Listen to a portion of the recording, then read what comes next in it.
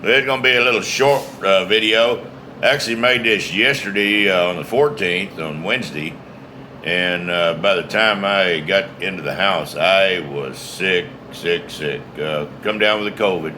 Went and got a test kit yesterday, and I was so weak, I couldn't test it until just about an hour ago, positive. But I think we got a fleecing of America. That's just my opinion.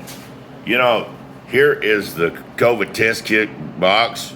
I'm going to lay it down over here in a minute, go over some things that I'll make everybody aware of. Probably already you guys have tested, but I was unaware that these things are un-FDA approved. They are from China that started all this mess. And why should we not have FDA approval for the United States? Don't make sense.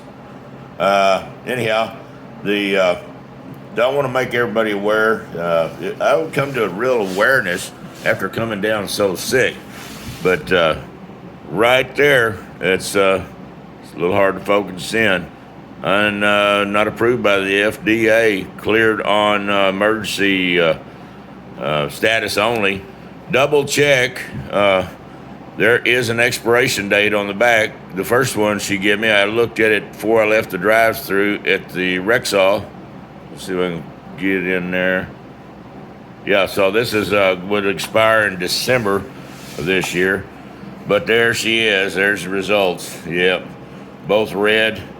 Running, got the old laser temp gauge out here and running 101.4 to 101.3.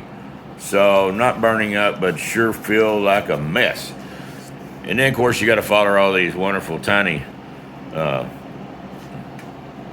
instructions. So I'll bring out the Optivisor. I got really bad eyes. So anyhow, tested positive, old bear, and hope the good Lord let me stay kicking. But pardon me. These things are about $18. So China's sending these kits over, and they're still making money off of us. Shame on them. That's it. Like I say, it's going to be a real short one. Sammy, say bye to everybody, and y'all come back and visit. Give us a thumbs up and subscribe.